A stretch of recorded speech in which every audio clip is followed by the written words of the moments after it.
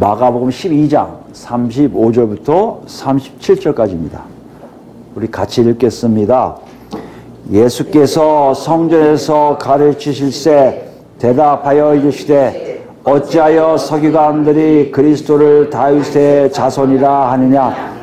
다윗이 성령에 감동되어 친히 말하되 주께서 내 주께 이르시되 내가 내 원수를 네 발 아래 둘 때까지 내 우편에 앉았으라 하셨도다 하였느니라. 다윗이 그리스도를 주라 하였은즉 어찌 그의 자손이 되겠느냐 하시니 많은 사람들이 즐겁게 듣더라. 아멘. 지난 시간에 우리가 뭐에 대해서 알아보았습니까? 하나님에 대해서 살아있는 것을 어떻게 알 수 있을까?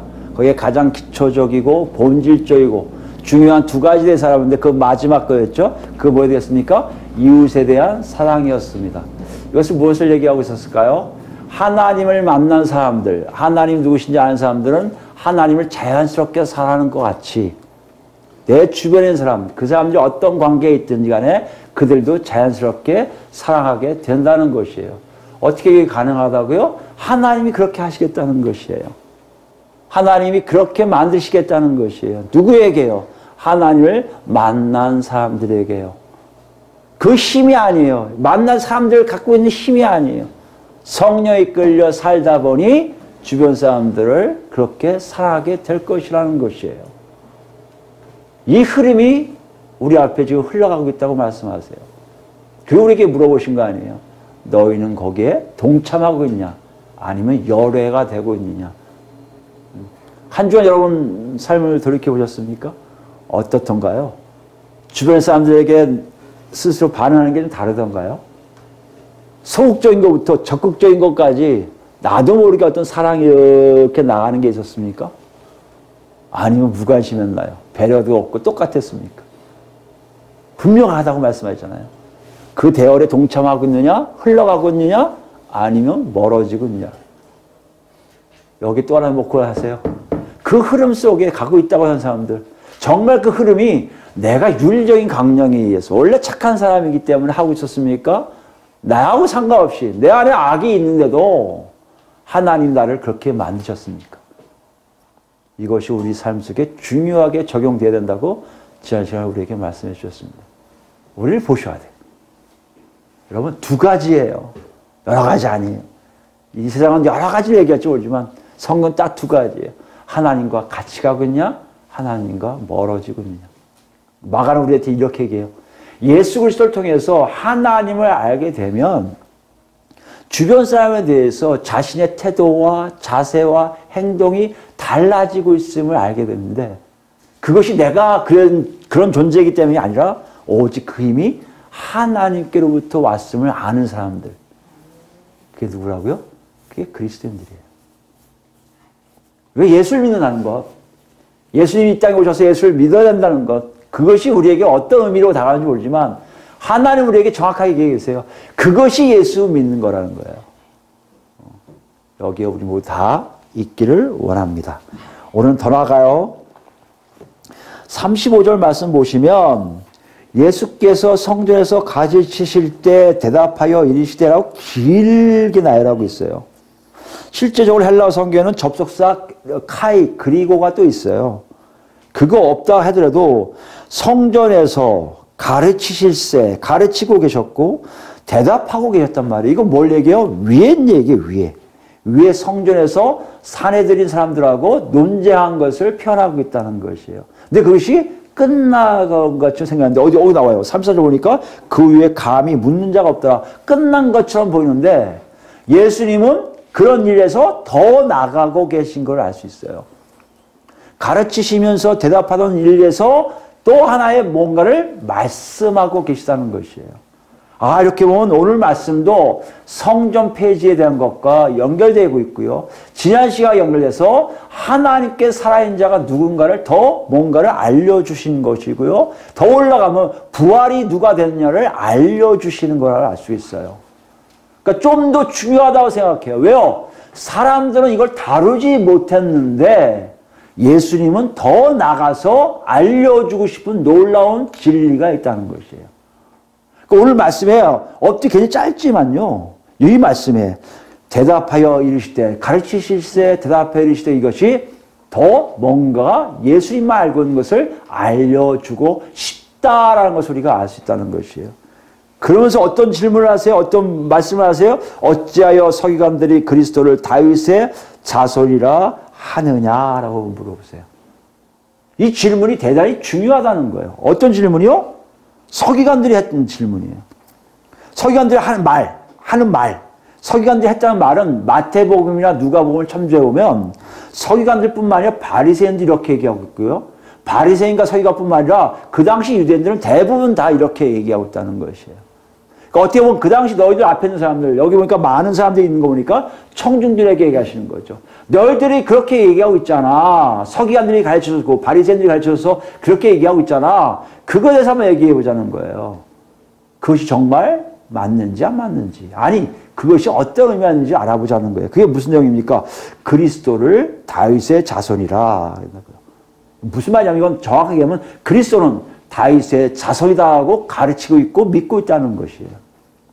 여기 다윗의 자손의 자손은요. 아들이란 단어예요. 하나님의 아들 할 때 그 단어와 같은 단어예요. 그러니까 다윗의 단수의 어때요? 한 아들.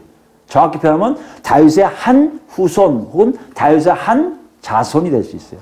한 명을 얘기해요. 다윗을 통해서 나오는 육체적인 한 후손이다라고 얘기하는데 그것을 너희가 믿고 있다는 것이에요. 근데 여기 보면요. 그걸 역으로 질문하세요. 어찌하여 그렇다고 말하고 있느냐. 마치 들으면요. 예수님이 이걸 부정하는 것처럼 들리세요. 그리스도는 다윗의 자손이다. 한 자손이라는 것을 부정하시는 것처럼 들리세요. 근데 그게 이해가 안 되잖아요. 어떻게 부정하죠? 왜 이해가 안 되냐면요. 이 말의 역사적 근원뿐만 아니라 탁 올라가면 예수님이 부정한 것은 아닌 것을 알 수가 있다는 것이에요. 한번 그걸 알아볼까요? 어떤 얘기인지. 여러분 다윗의 아들이라는 개념. 그러니까 제가 이게 자손을 아들로 풀이한 이유가 있습니다. 다윗의 아들이라는 것은 어디서 나옵니까? 여러분 잘 아시는 사무엘 하 7장에 기록되어 있잖아요. 누굴 얘기해요? 솔로몬을 얘기하잖아요. 그 당시 솔로몬을 통해서 하나님의 전이 건축될 거라고 말씀하신 그 장면이 나와요. 그게 얘기되었다가 실제로 솔로몬에 의해서 예루살렘 성전이 건축되잖아요. 그 다음에 쑥 사라져요. 사라지고 언제 일어나냐면요.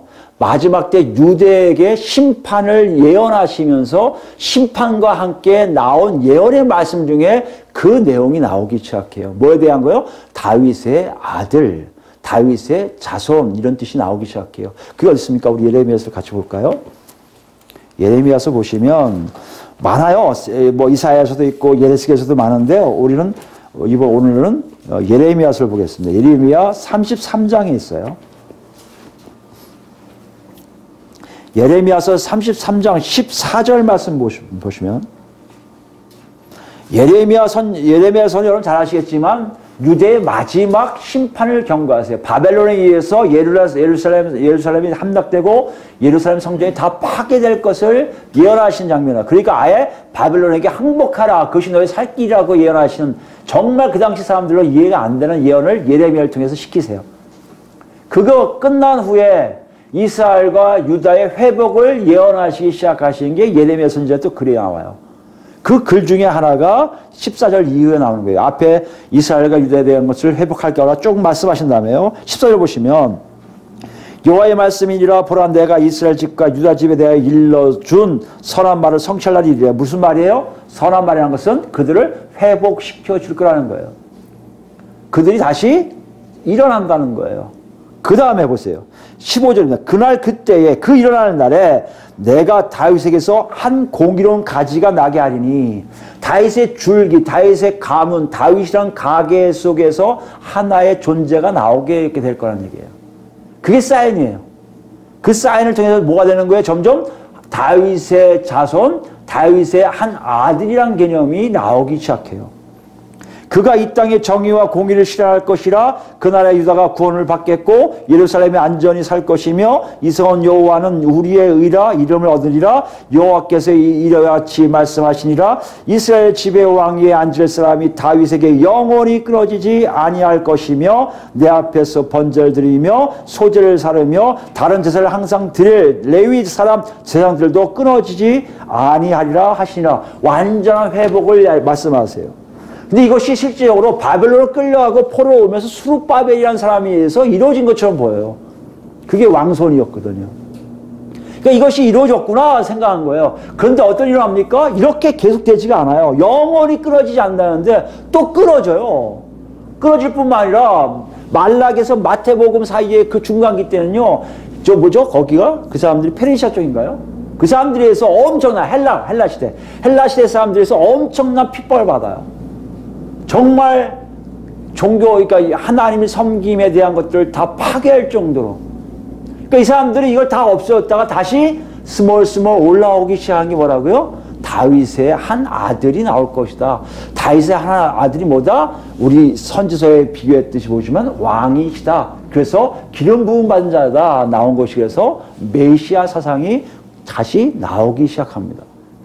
그 메시아가 뭐예요? 헬라어로 그리스도예요. 그리스도의 사상이 그때 다시 움트기 시작해요. 근데 앞만 봐도 왕으로서 올 것 같지가 않아요. 그래서 뭐 제사장 메시아설도 있어요. 그 당시에 제사장들에 의해서 뭐 혁명기라고 여러 가지 해서 제사장 중에 또 메시아가 나올 것이라는 생각을 하는 사람도 있어요. 그런데 이렇게 왔다 갔다 얘기가 나오다가 중간기 문헌에 드디어 다윗의 한 아들이라는 표현이 나오기 시작한 게 예수님이 태어나기 1세기 전에 나와요. 1세기 나와서 어느 정도 정리화되면서 예수님이 활동하신 이 시기에 유대인들 머릿속에 그리스도는, 메시아는 다윗의 한 아들이다라는 표현. 다시 얘기해 우리 들어보면 그리스도는 다윗의 한 자손이다라고 다들 믿기 시작했다는 것이에요. 지금 이걸 말씀하고 계시단 말이에요, 예수님이. 여러분 생각해보세요. 다시 본문으로 오시면 지금 예수님이 반문하시는 것은 그걸 부정하시는 것이 아닐 수 있어요. 왜요? 하나님이 예언하신 내용을 가지고 말씀하신 거니까. 그럼 뭡니까? 아니 너희들 이걸 믿고 있는데 정말 다윗의 자손이 그런 의미를 밖에 안 되니 그들이 알고 있는 것 가지고 이렇게 얘기하시는 거예요. 그리스도가 다윗의 한 자손이다. 다윗의 자손 중에 한 명이다. 이걸 얘기할 때 너희들이 갖고 있는 생각들이 다 고정됐는데 정말 그것이 맞을까? 한번 생각해 보라는 것이에요. 무슨 말씀이에요? 그 당시 유대인들이 갖고 있는 그리스도에 대한 생각보다 좀 더 다른 그리스도의 모습이 분명하게 나타날 것이라고 지금 예수님이 선언하고 계신 거예요. 그 내용을 얘기하기 위해서 36절 말씀과 37절 말씀을 해요. 다윗이 그리스도를 주라 하였은지 어찌 그의 자손이 되겠느냐 하시니 그 설명하세요. 그 설명이 그 당시 유대인들에게 맞지 않았다면 분명히 반발을 했을 거예요. 근데 여기 마가는 뭐라고 기록합니까? 많은 사람들이 즐겁게 듣더라 그래요. 그러니까 뭔가 얘기하면서 그리스도가 다윗의 자손 중에 한 자손으로 태어날 것이다. 이거 이상의 어떤 의미가 있겠구나. 그 의미가 맞을 수 있겠지 하고 수긍이 간다는 것이에요. 여러분도 한번 생각해 보세요. 그리스도는 다윗의 한 자손이다. 이 맥에서, 이 문장에서 여러분이 갖고 있는 생각이 이상으로 그리스도는 어떤 모습일 걸 여러분 상상이 되십니까? 우린 좀 힘들죠. 왜요? 여기 나온 유대인들은 뭔가를 알기 때문에. 그 힌트가 뭐예요? 36절 말씀과 30절의 앞에 말씀이라는 얘기예요. 그러니까 우리도 예수님의 의도가 뭔지, 예수님이 그리스도에 대해서 무엇인가를 얘기하시려는지 그걸 알기 위해서 우리도 예수님 말씀에 좀 따라가 봐서 대체로 그 당시 유대인 같지는 않지만 그래도 우린 성령이 안에 계시니까 좀 더 구체적으로 그리스도의 의미가 무엇인지에 대해서 그가 누구신가에 대해서 좀 더 다른 모습으로 한번 보자는 거예요. 준비하셨습니까? 그럼 들어갑니다. 그걸 지금 물어보고 계신 거예요. 부정하신 게 아니라 첨가될 중요한 사실이 있음을 알아라는 것이죠. 30절 말씀면 다윗이 성령에 감동되어 친히 말하되 주께서 내 주께 이르시되 내가 내 원수를 내 발 아래에 둘 때까지 내 우편에 앉아있으라 하셨도다 하였느니라. 대부분 이런 건 뭐요? 구약에 있는 것을 인용한 거예요. 그죠? 가져온 거예요. 그런데 중요한 건 뭐예요? 헬라 성경에 그렇죠. 70인용 히브리 성경이 아닌 헬라어로 된 구약 성경이겠죠. 70인용에 뭐라고 되어 있습니까? 주께서 내 주께 이르시되 주가 두 개가 나와요. 이 말씀이 혼동이 올 수 있어요. 우리는요. 그래서 우리는 어떻게 해야 돼요? 아예 히브리어 성경을 가보자는 거죠. 그게 어디 있습니까? 아까 얘기한 시편 110편에 있습니다. 가볼까요? 시편 110편. 대체 뭘 말씀하시려고 이걸 말씀하셨을까? 우리 한번 보자고요. 시편 110편 1절 말씀 보시면 구약 885페이지 있습니다. 시편 110편 1절부터 볼까요? 여호와께서 내 주에게 말씀하시기를 이게 아까와 같네. 그죠? 주께서 내 주께 말씀하시기를 이렇게 나오잖아요. 똑같네 이게요. 그거 보니까 앞에 누구예요? 히브리어에는 앞에 여호와가 아니라 우리가 거룩한 사자라고 그러죠. YWHW는 그러나 우리가 그냥 여호와로 있는 하나님, 절대적으로 하나님을 얘기하는 거예요. 그러니까 주께서 내 주께 말씀하시기에 주께서 누구라고요? 하나님이세요. 하나님이 내 주 뒤 내 주는 아도나이로 나와요. 아도나이. 아도나이 뭐냐? 나의 주. 내 주인이란 말이에요. 그러니까 하나님을 아도나이로 표현할 수 있고요. 그 당시에요. 아도나이로 표현할 수 있기 참 많아요. 내가 주인으로 모신 사람도 될 수 있고요. 여기에 사회적으로 보면 가장 근접한 내용이 뭐예요? 왕이에요. 왕. 왕을 나의 주라고 표현해요.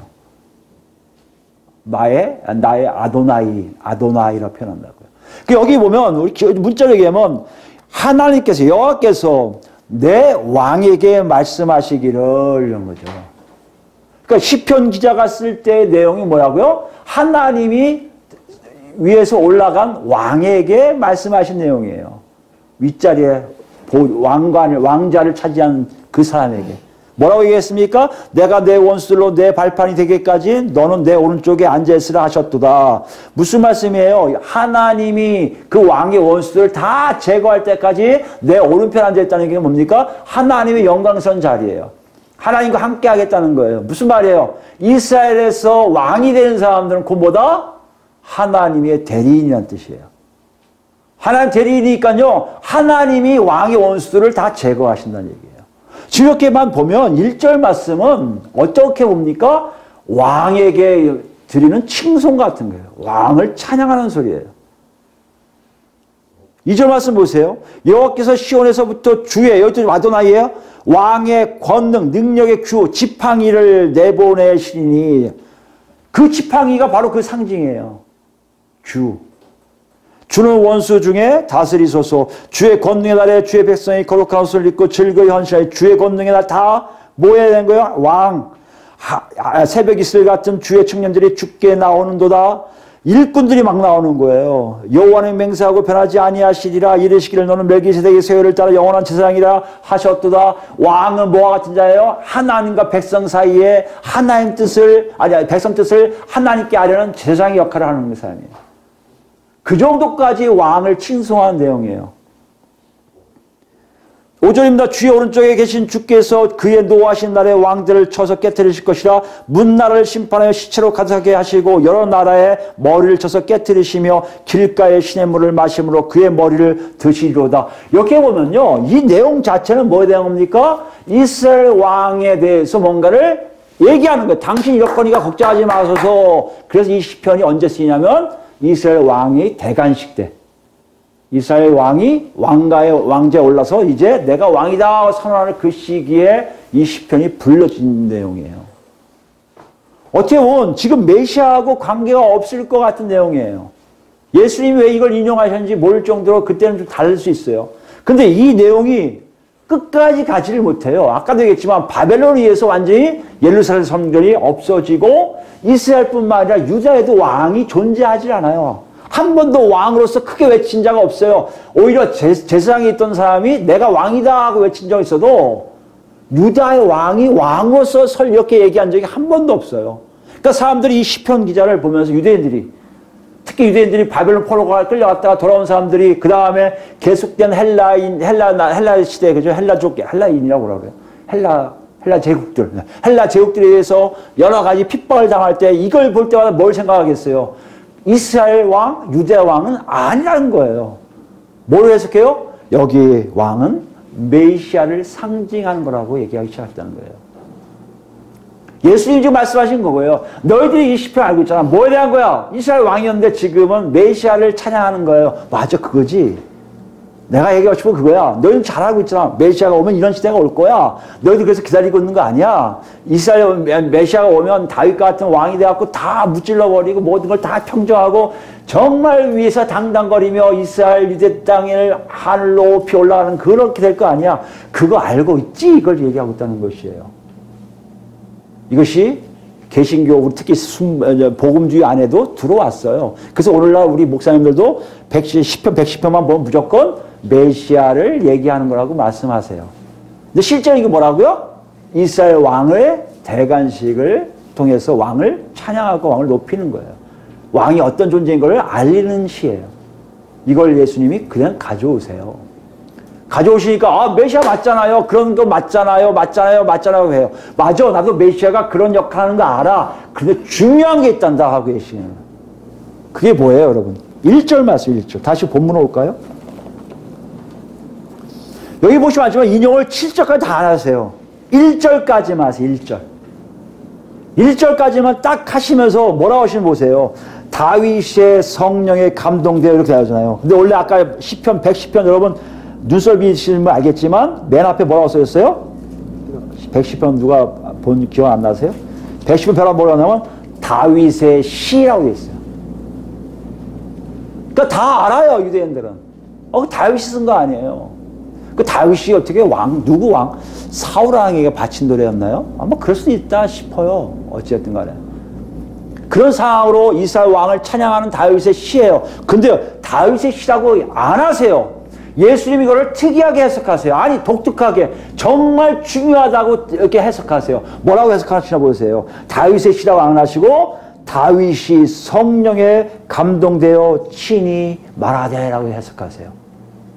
여기 보시면 알겠지만, 이걸 헬라어 성경을 그대로 하면 다윗 스스로가, 다윗 자신이 성령 안에서 말했다예요. 다윗 스스로가, 다윗 자신이 성령 안에서 말했다예요. 여러분, 성령 안에서 말한다는 게 뭐예요? 다윗의 입에서 나오는 다윗의 생각이 아니라는 거예요. 뭐예요? 하나님의 뜻이라는 거예요. 하나님이 보여주신 것이라는 거예요. 이걸 구약적으로 얘기하면요, 다윗이 지금 뭐 하고 있는 거예요? 선지자가 된 거예요. 성령에 이끌려서 선지자처럼 하나님의 말씀을, 예언을 증거하고 있는 거예요. 그 이 얘기는 뭐냐면 예수님이 말씀하신 1절 말씀에 하나님께서 내 왕에게 이르시되 해서 너희들 왕으로 알잖아. 근데 그게 아니라는 거예요. 예수님이 분명히 말씀하세요. 다윗이 본 사람은 다윗이 그때 모를 수도 있었지만 실제적으로 환상을 봤든지 아니면 실제로 하나님이 알려주신 내용이에요. 하나님께서 그리스도에게 말씀하고 계셨다는 것이에요.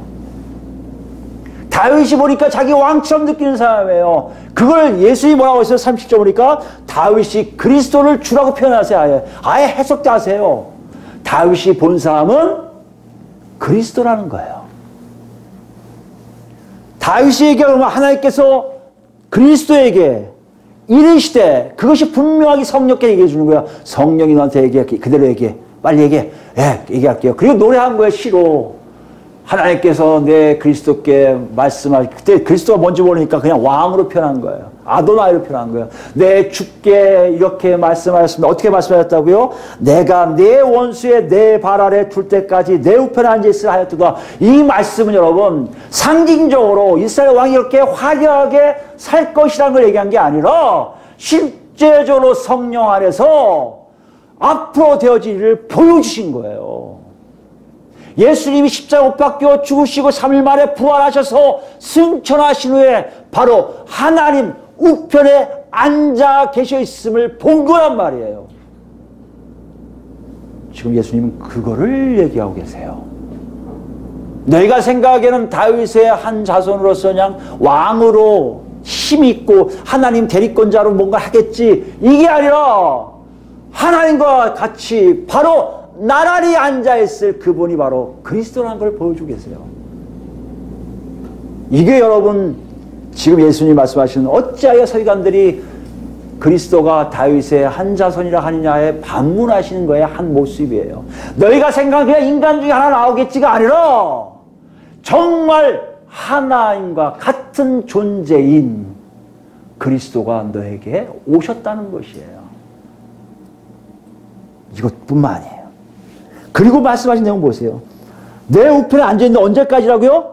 내 원수를 내 발 아래 둘 때까지. 무슨 말이에요? 그리스도를 통해서 다스릴 모든 적들이 그 앞에 다 납작올리기까지. 누가 막 납작올리게 하신다고 했어요? 그리스도가요? 아니요. 하나님이 직접 그렇게 하시겠다는 거예요. 하나님이 스스로 통치하겠음을 얘기하시는 거예요.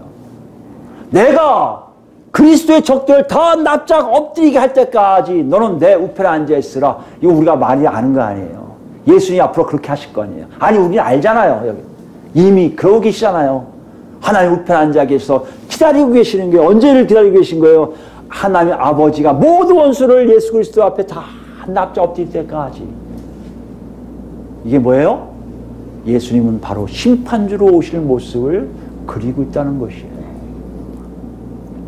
너희들 와서 그냥 이스라엘 백성들을 화려하게 만들고 정말 높여줄 하나의 왕이 아니라 하나님의 아들로 하나님으로 통치하시고 심판하실 그 주인이 바로 그리스도라는 것이에요. 어떻게 한 사람의 자손이 될 수 있겠냐? 아니다. 이거는 이미 세상이 만들기 훨씬 전에 이미 존재한 그분이 너희 앞에 오신 것이고 그게 다 바로 나 예수 그리스도라는 것이에요. 이 말씀을 지금 하고 계신 거예요, 여러분. 중요한 게 뭐라고요? 예수를 만났을 때 그리스도는 바로 하나님의 통치를 의미하고 있다는 것이에요. 이 내용이 있습니까? 에스겔서 가볼까요? 에스겔서 34장을 가보세요.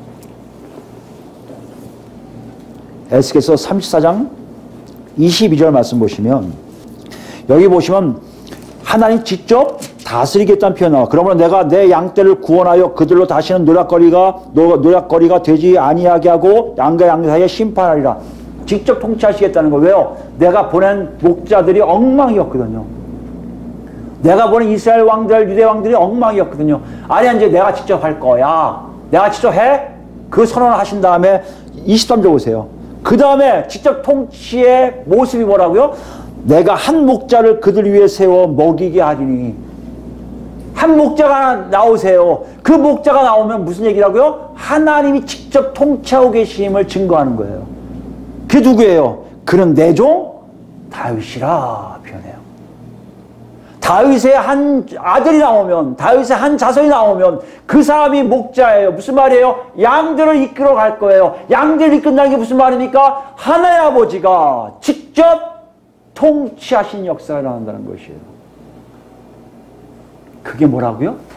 그게 예수님이 예루살렘에서 내가 왕이다 라고 선언하신 장면이고요. 성전 폐지해라 고 선언하신 장면이고요. 하나님을 믿으라 라고 선언하신 장면의 연결 속에 있었다는 것이에요. 다시 읽습니다. 그는 내 종 다윗이라. 그가 그들을 먹이고 그들의 목자 될지라. 나 여호와는 그들의 하나님이 되고 내 종 다윗은 그들 중에 왕이 되리라. 나 여호와의 말이라고 선언하세요. 이 에스겔서 여러분 아시겠지만 포로로 끌려온 사람들에게 하시는 선지자의 말씀이에요.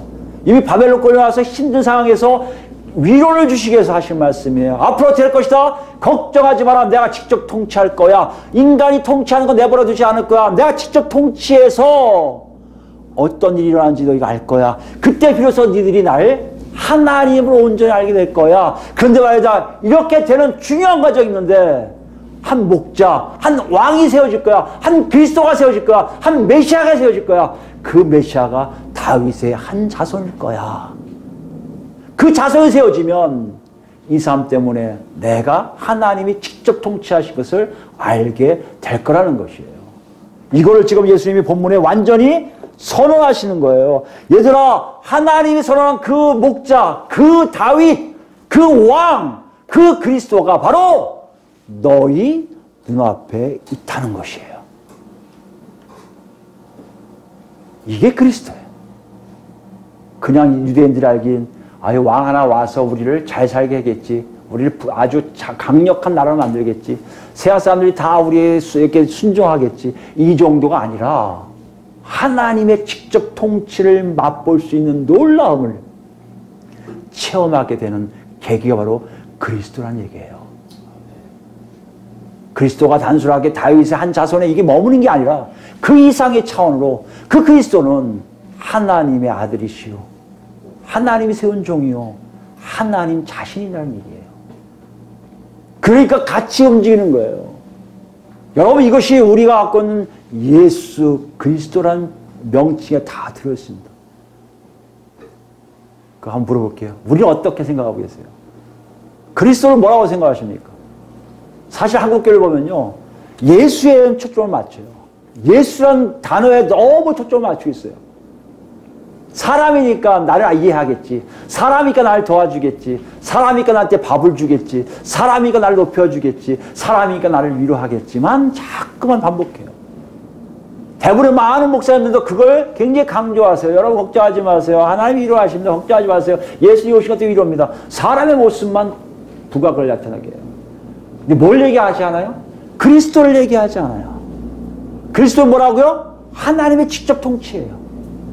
하나님이 통치하신 나라에 너희가 들어왔느냐 아닌지를 얘기하지 않아요. 왜요? 그것은 그렇게 나한테 중요한 것 같지 않기 때문에요. 그 당시 유대인들보다 더해요. 그 당시 유대인들은 기다리고 있었지. 우리는 성령을 통해서 체험한 사람들인데도 그리스도를 얘기하지 않아요. 그걸 뭘 얘기합니까? 하나님의 직접 통치를 얘기하고 싶지가 않은 거예요. 하나님 나라의 백성을 살고 싶지가 않은 거예요. 이 땅의 백성으로 이 땅에서 정말 수호신 하나 있어서 나를 도와주는 사람 하나만 있으면 되는 거예요. 그게 예수예요. 여러분, 이렇다면 오늘 예수님은 우리에게 말씀하세요. 잘못됐다는 것이에요. 너희가 나 예수를 그렇게만 믿고 있다면 너는 정말 하나님 뜻을 모른다는 거예요. 아니. 너희는 살아있는 존재가 아니라는 거예요. 아니. 너희는 부활을 받을 수가 없다는 것이에요. 더 나가면 너는 나한테 택함을 입을 수 없다고 말씀하신다는 것이에요. 우리 자신을 보시기 바랍니다. 여러분 어때요? 정말 어떤 마음을 갖고 계십니까? 예수 그리스도 하면 예수에 의해서 같이 갈 수 있는 하나님과 마주치게 할 수 있는 좋은데 그리스도를 생각해서 그분의 통치 안에 내가 있는지 없는지를 여러분 살펴보신 적 있으세요? 하나님 직접 통치가 여러분 안에서 이루어지고 있음을 여러분 맛본 적 있습니까? 우리는 너무 쉽게들 하나님 역사에 대해서는 아무렇게 얘기하고 싶지 않아요. 그냥 단순하게 은사만 했으면 돼요. 근데 하나님 통치는 그렇지 않아요. 은사는 굉장히 약한 거예요.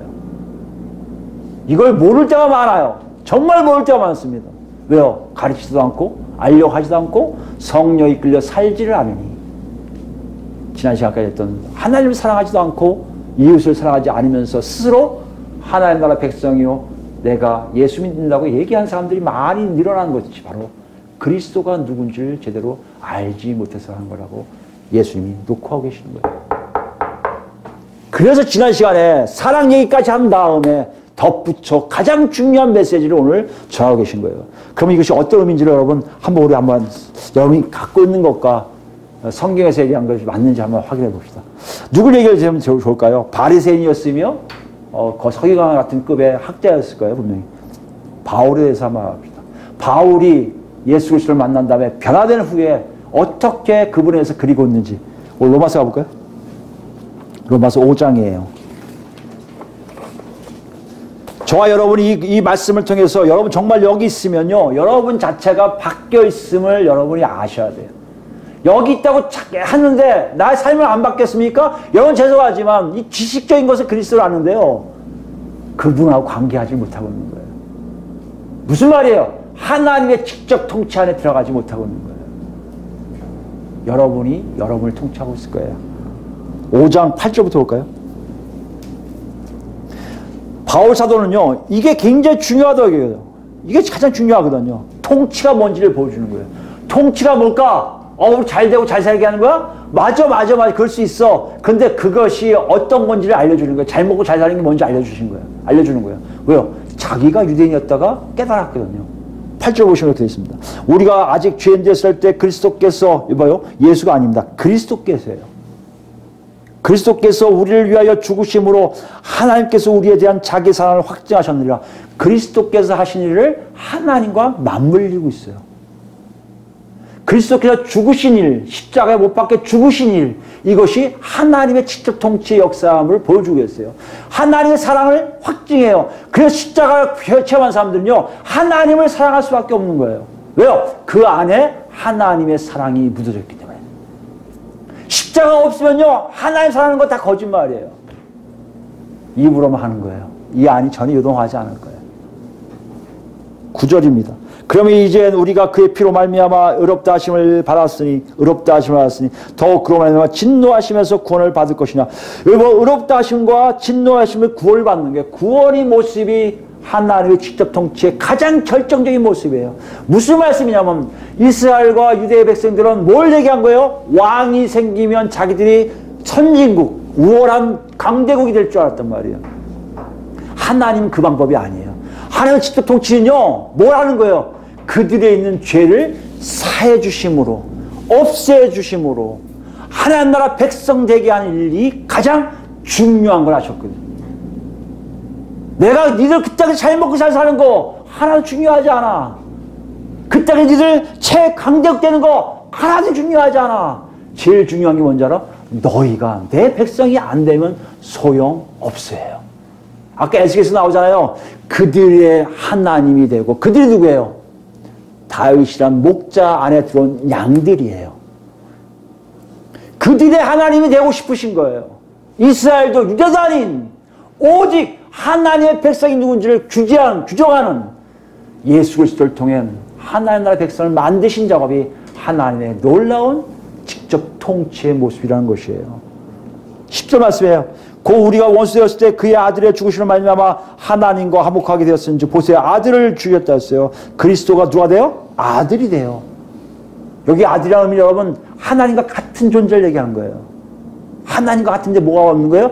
그 순서, 질서만 아버지와 아들로 구별되는 거예요.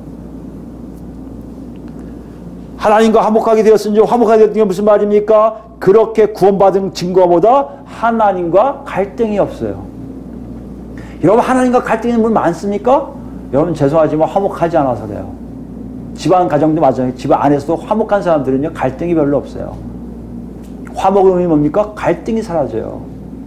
아들이 죽으심으로 그 백성들과 하나님의 관계가 갈등이 없는 관계가 된다는 얘기예요. 더욱 살아나심으로 말미암아 구원을 받을 것이라. 그뿐 아니라 이제 우리로 화목하게 하신 우리 주 예수 그리스도를 말미암아 하나님 안에서 또한 즐거워해요. 여러분 보세요. 구원받은 거의 증거가 분명한 거예요. 옛날에 하나님 때문에 짜증이 날 때도 있었을 거예요. 이걸 꼭 하지 말아야 돼? 여러분, 이상하게요. 이 사람들이 악한 게 느껴지는 게요. 가끔 생각해 볼 때가 있어요. 기도하면서 가끔 하든지 아니면 혼자 우두커니 창을 보면서 이런 생각해요. 그냥 이대로 그냥 세상적으로 살면 좋을 텐데 하는 생각 들 때가 있을 거예요, 여러분. 그만큼 우리는 악해요. 내 마음대로 살고 싶은 거예요. 하나님 기다리니까 기다려야 되거든요. 하나님 하지 말라면 안 해야 되거든요. 하나님 용서하면 용서해야 되거든요. 그게 싫은 거예요. 그러니까 그게 차곡차곡 쌓이니까 이제 불만이 좀 나오기 시작하면 뭔지 아십니까? 하나님 없이 나 혼자 내 멋대로 살고 싶을 때가 있지 않을까? 그거 막상 저같이 중간에 구원받은 사람은요, 구원받기 전의 모습을 한번 생각해봐요. 그때는 좋았나? 그때는 좋았나? 근데 신기한 게 뭔지 아세요? 생각이 안 나요. 좋지 않지. 이만큼 사람들이 악해요. 여기 뭐가 빠진 거예요? 화목하게 됐는데요, 하나님 안에 즐거움이 없는 거예요. 왜 없을까요? 아직도 나라는 존재가 살아있기 때문에. 하나님의 직접 통치를 받고 싶지가 않은 거예요. 하나님의 직접 통치를 받는 사람의 특징이 뭐라고요? 즐거워요. 내가 하나님 안에 거부가 없어요. 어떻게 가능하냐? 18절 보실까요? 이게 가능한 게 그런즉 한 범죄로 말미암아 이거 아담을 얘기하죠. 많은 사람이 정죄 이런 것 같이 한 의로운 행위로 말미암아 많은 사람이 의롭다 하심을 받아 생명에 이르느니라. 생명이 있기 때문에 생명이. 하나님 직접 통치의 가장 중요한 것은 생명이에요. 생명. 여러분 부도 아니고요. 권력도 아니고요. 물질도 아니에요. 아무것도 아니에요. 내 안에 하나님이 계신가의 문제. 생명의 생명. 하나님 없으면요 생명 없는 거예요. 내가 숨쉬고 있으면 생명이 있다? 아니에요. 이 땅의 개념이에요. 생명은요 내 안에 하나님이 계세요. 하나님 계시니까요 하나도 불만이 없고요. 갈등도 없고요. 즐거워요. 하나님 관계가 있으니까. 이걸 얘기한 게 뭐라고요? 바로 그리스도예요. 이 그리스도가 빠지면 이게 없어요. 누구처럼요? 아담이 모든 죄에 다 처박아서 죽음으로 몰아간 것처럼 그리스도가 있으니까 내가 그 안에 들어갔기 때문에 내 안에 생명이 있음을 안다는 거예요. 이게 뭐라고요? 하나님의 직접 통치를 받고 있음에 대한 결과치라는 얘기예요, 여러분. 여러분 이 땅에 왕으로 오신 예수님만 생각하지 마세요. 이 땅에 왕으로 오신 게 아니라 이 우주 만물을 다스리시는 하나님의 왕으로 하나님의 종으로 하나님이 보내셔서 무슨 백성들을 다 살리시기 위한 놀라운 하나님의 통치의 영역으로 오신 그리스도를 여러분 믿으시기 바랍니다. 그래야 여러분이 진정 살아요. 이 안에 거품이 없어져요. 악함이 사라져요. 19절입니다. 한 사람이 순종하지 아니함으로 많은 사람이 죄 있는 것 같이 한 사람이 순종하심으로 많은 사람이 의인이 되리라. 무슨 말이에요? 하나님의 뜻을 알고 살아가게 되어 있다는 거예요. 누구 때문에요? 그리스도 때문에. 이거 어떻게 가능하냐? 6장 한번 볼까요? 6장 4절부터 봐요. 가능한 이유, 여러분 이게 잘 기억하셨어요? 이렇게 가능한 사람들이 같이 경험한 내용들이에요. 이 경험한 내용들이 여러분과 저한테 있어야 돼요.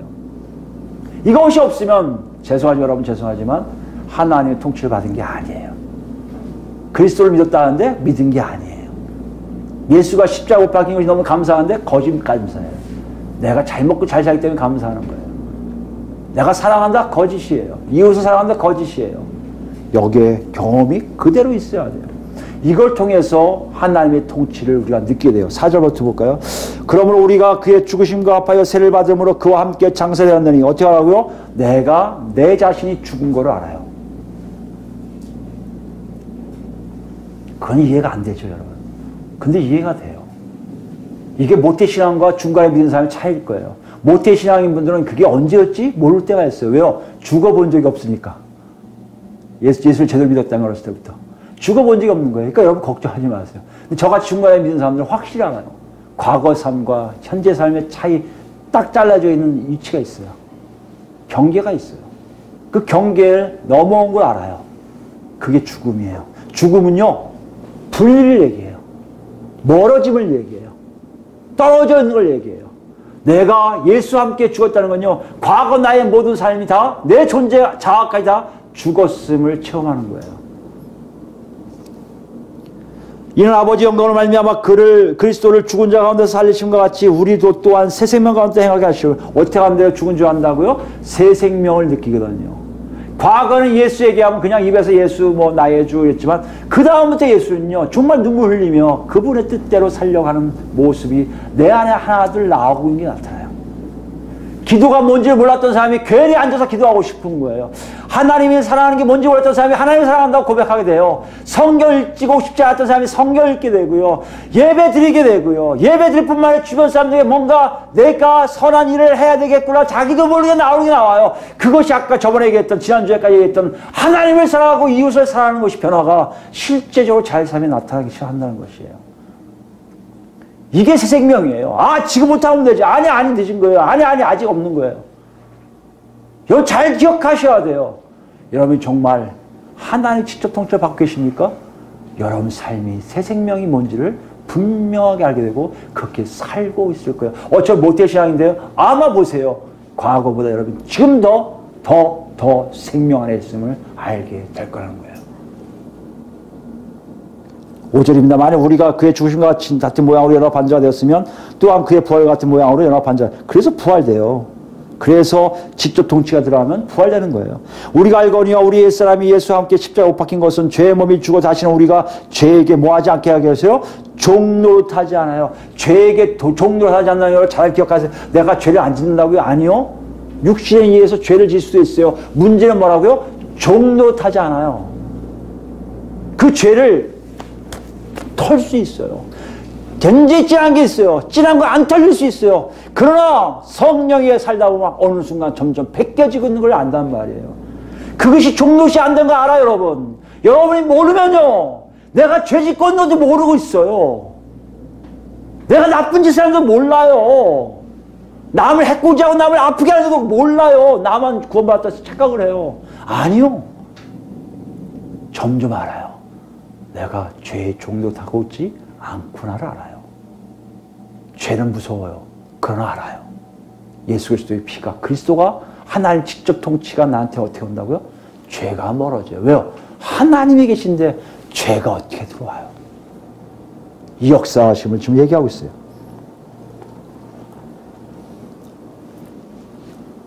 7절에 이는 죽은 자가 죄에서 벗어나 의롭다 하심을 얻었습니다. 만일 우리가 그리스도와 함께 죽었으면 또한 그와 함께 살 줄 알라.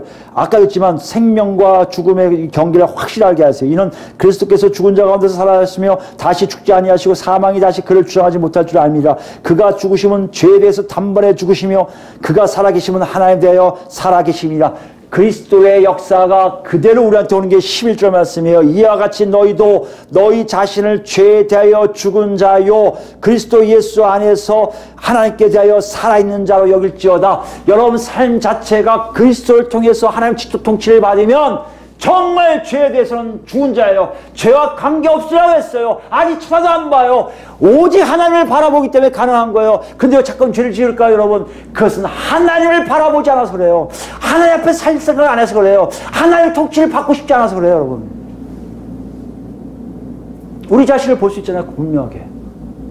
여러분 지금 어떻게 보고 계세요?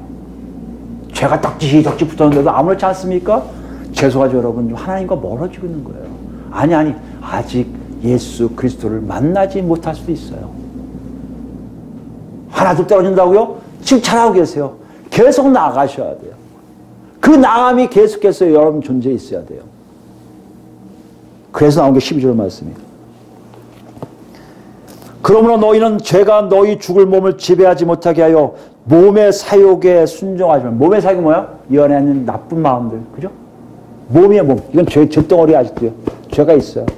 이거 따라하지 말아요. 어떻게 안 따라가요? 우리가 얘기했잖아요. 성령에게 사는 거예요. 13절에 또한 너희 지체를 불의의 무기로 죄에게 내주지 말고 오직 너희 자신을 죽은 자 가운데 다시 살아난 자 같이 하나님께 드리며 너희 지체를 의의 무기로 하나님께 드리라. 죄가 너희를 주장하지 못하리니 이는 너희가 법 아래 있지 아니하고 은혜 아래 있습니다. 무슨 말씀이에요? 하나님이 여러분을 통치하고 계시다는 증거예요. 여러분 중에 분명히 있을 거예요. 나는 과거 그 죄가 너무 많아서 이게 안 돼요 하는 분 있습니까? 놓고 하시는 거예요. 통치 시작이에요. 은혜 안에 들어온 거예요. 여러분이 죄를 못 느낀다? 여러분 죄송하지만 여러분 아직도 하나님과 멀리 있는 거예요. 내 안에 죄를 느끼기 시작하는 그 순간부터 여러분 지금 하나님께 나아가고 있다는 것이에요. 여러분이 죄가 난다고 못해요. 그러니까 하나님의 직접 통치의 모습인 성령님이 여러분 안에서 역사하실 거예요. 이거 하자. 이거 하자. 예, 할게요. 못했네요. 하자니까. 예, 할게요. 못했네요. 아유, 안 돼. 됐네요.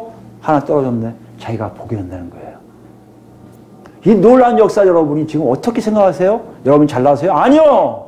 하나님이 직접 우리를 통치하고 계신 모습이에요. 이게 가능할 때 너는 내 아들이라. 너는 내 자녀라. 너는 내 백성이라고 말씀하신다는 거예요. 왜요? 하나님의 통치를 받고 있으므로. 오늘 본문은 그걸 얘기해요. 다윗의 자손으로 끝나지 마라. 그리스도는 그런 존재가 아니다. 더한 존재다. 어떻게 더한 존재라? 하나님을 정확하게 알 수 있게 할 거다. 왜요? 그리스도는 하나님의 아들이시오. 하나님이시기 때문에. 인간의 한 모습으로 나온 것이 있지만 인간으로 끝나지 않는다. 그분이 갖고 있는 모든 능력과 권세는 하나님과 같다. 하나님이시기 때문에 그것을 믿을 때 비로소 우리 안에 하나님 통치 역사가 흘러가고 있으면 안다는 것이에요. 그리고 질문해요. 너희 유대인들아, 그리스도가 그런 분인 건 니들 아니? 이것이 우리에게 동일하게 물어봐요. 마가를 통해서. 너희 예수 믿는다는 너희들아, 정말 그리스도가 그렇게 역사하고 있는 줄 아니? 아니 아는 걸 머물면 안 돼. 체험하니? 따라가고 있니? 하루하루 느끼고 있니? 그렇다면 너는 하나님 나라 백성이라고 말씀하시는 거예요. 우리 답이 어디 있습니까? 우리 대답은 어디 있어요, 여러분? 여기에요. 아이, 목사님, 그거 없잖아요. 하나님 아들이랑 얘기 없잖아요. 없어요. 근데 어떻게 나와요? 그 얘기가, 가능한 얘기가 사도 바울의 얘기가 나와요. 그 전에 요한복음에 이거에 대해서 얘기하고 계세요. 아들과 아버지의 관계를 정확하게 얘기하고 있어요. 이거 마지막에 보겠습니다. 요한복음 5장이에요. 아직도 여러분 마음속에 받아들이기 쉽지 않아. 그리스도가 그런 존재가 싫어. 이런 분들 이 말씀 잘 들으셔야 됩니다. 요한복음 5장. 요한복음이 그래서 만들어진 거예요. 공간복음에서 제대로 나오지 않는 얘기들을 예수에 대해서 체험한 사도 요한이 이건 써야 돼 하고 쓴 것이 요한복음이란 말이에요. 여기 내용을 보시면 이해할 거예요. 5장 19절 말씀입니다. 5장, 요한복음 5장 19절 말씀입니다. 그러므로 예수께서 그들에게 이르시되 내가 진실로 너에게 이르노니 아들이 아버지께서 하신 일을 보지 않고는 아무것도 스스로 할 수 없나니 아버지께서 행하신 그것을 아들도 그와 같이 행하느니라. 여기 보시면 안진병이 오래된 병균자 베데스다 연못에 있는 사람을 낫게 하신 사건 이후에 하신 말씀이에요. 어떻게 그런 일을 가능하게 해요? 그리스도가 어떻게 가능하죠? 어떻게 가능하다고요? 하나님 아버지가 하시는 것을 아들로서 다 보았기 때문에요. 그리스도는 여러분 다윗의 한 자손을 머문 게 아니에요. 뭐라고요? 하나님 아들이세요. 하나님이세요. 왜요? 아버지가 하는 것, 하나님 하신 것 그대로 다 하시거든요. 그렇기 때문에 그리스도로 오신 예수님이 병낫게 하고 귀신에 쫓고 하는 모든 일들이 굉장히 낯설겠지만 낯선 게 하나도 아니라 당연한 거예요. 만약에 우리 한국 하나님의 교회가 정말 이 그리스도의 교회가 하나님의 교회였다면, 하나님의 공동체였다면 분명히 하나님의 역사가, 통치가 직접적으로 나타나게 되어 있다는 것이에요. 없다면 뭐예요 그럼요? 우리가 그렇게 예수를 믿지 않고 있다는 거예요. 우리가 그리스도로 영접하고 있지 않다는 얘기예요. 나 좋다고 하나님의 통치에서 멀어진 거예요.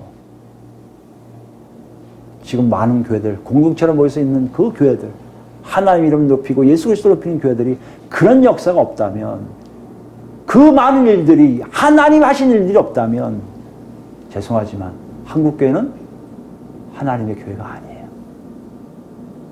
인간들이 만든 그냥 모임일 수 있을 가능성이 많다는 것이에요. 왜요? 예수 그리스도 안에 우리가 있기 때문에. 예수 그리스도 밑에 다 들어가기 때문에 예수님도 아버지와 동일하게 역사하고 계시거든요. 20절 말씀에요. 아버지께서 아들을 사랑하사 자기가 행하시는 것을 다 아들에게 보이시고 또 그보다 더 큰 일을 보이사 너희로 놀랍게 여기게 하시리라. 아버지께서 죽은 자들을 일으켜 살리심같이 아들도 자기 원하는 자들을 살리느니라. 같이 하세요. 생명의 역사가 동일하다는 얘기예요. 어떻게 가능하다고요? 하나님의 아들이시고 하나님이시기 때문에. 누가요? 그리스도로 오신 예수님이. 그리고 22절 중요하십니다. 아버지께서 아무도 심판하지 아니하시고 심판을 다 누구에게 맡겨요? 아들에게 맡기셨으니 이는 모든 사람이 아버지를 공경하는 것 같이 아들을 공경하게 하려 하심이라. 아들을 공경하지 아니한 자는 그를 보내신 아버지도 공경하지 아니하니라. 여러분 이 말씀 잘 기억하셔야 돼요. 하나님을 존경하는 공경하는 마음이 있습니까? 예수 그리스도를 대할 때, 예수님을 대할 때는 다를 수 있어도 그리스도를 대할 때의 모습은 그분 앞에 납작 엎드려야 돼요. 여러분. 똑같이 우리가 존재하니까 안 돼야지. 아니요. 성령님 오셔서 말씀하시고 반드시 순종하셔야 돼요. 그것이 공경이에요. 존경이에요. 우리 너무 쉽게들 아버지 뜻은 따라갈 것 같은데 아들과 성령은 이렇게 생각하는 사람 많아요. 지금도요. 마치 성령님 은사나 주는 사람이지, 은사나 주는 존재지 하나님이라고 생각하는 사람도 많아요. 여러분 큰 착각이에요. 그건 그리스도가 누군지를 몰라서 일어나는 일이에요. 여기 보세요. 아들을 공경하게 만드신 거예요. 24절입니다. 내가 진실로 너에게 이르노니 내 말을 듣고 또 나 보내신 이를 믿는 자는 영생을 얻었고 심판에 이르지 아니하나니 사망에서 생명으로 또 생명에게요. 진실로 지서 너희에게 이르노니 죽은 자들이 하나님의 아들의 음성을 들을 때가 오나니 이거예요. 여러분 중요한 거예요. 지금요. 심판자로 오신 예수님의 음성이 다 들릴 거라는 얘기예요. 죽은 자들에게까지 들릴 거라는 얘기예요. 그때 되면 늦어요. 그때 되면 큰일 나요. 여러분 살아있을 때 들려야 돼요. 왜 그런지 아십니까? 보세요. 하나님의 아들의 음성을 들을 때가 오나니 곧 이때라. 듣는 자는 살아리라. 아버지께서 자기 속에 생명이 있음 같이 아들에게도 생명을 주어 그 속에 있게 하셨고 또 인자됨으로 말미암아 심판은 고난을 주셨느니라. 이를 놀랍게 여기지 말라. 무덤 속에 있는 자가 다 그의 음성을 들을 때가 오나니. 살아있을 때 들어서 살아나는 것이 중요한 걸 얘기하시는 이유가 무덤에 있는 자도 듣게 돼요. 무덤에 있는 자도 그리스도의 음성을 듣게 돼요. 다윗의 한 후손으로 인간 온 사람과 하나도 안 들려요. 그러나 하나님의 아들이신 하나님이신 예수 그리스도의 음성은 죽은 자들까지 들려요. 뭘 위한 겁니까? 29절이에요. 선한 일을 행한 자는 하나님 말씀대로 산 자는 생명의 부활로, 악한 일을 행한 자 하나님 말씀대로 안 산 사람들은 심판의 부활로 나오리라. 부활이 역사가 있는데 심판 자리와 생명 자리로 나누는 무서운 정말 돌이킬 수 없는 부활이 일어나요. 여러분 지금 우리 부활을 꿈꾸는데 어디 부활을 꿈꿔야 돼요? 생명의 부활이에요. 그러기 위해서 그리스도께서 오신 거예요. 그러기 위해서 그리스도를 통해서 하나님 직접 통치하고 계신 거예요. 그 통치를 지금 받고 계셔야 돼요. 안 받으면 여러분 저와 여러분 큰일 나요. 끝나요. 이것이 지금 예수님 오늘 본문에서 얘기하시는 거예요. 제발 나 좀 믿고 나를 따르라고 말씀하시는 거예요. 아무도 안 들어줘요. 혼자만 얘기하고 제자들만 겨우 듣다 말아요. 무슨 말인지 몰라 해요. 우린 다르잖아요. 우린 다르잖아요. 성령 안에 있다고 얘기하잖아요. 우리는 근데 어떻게 살고 있습니까? 이 노크소를 들으셔야 돼요. 이 노크소를 들으셔서 다 생명 있는 자로 하나님 직접 통치를 받는 자가 돼서 영원한 생명의 부활 받는 우리 모두가 되길 예수 그리스도로 축원드립니다.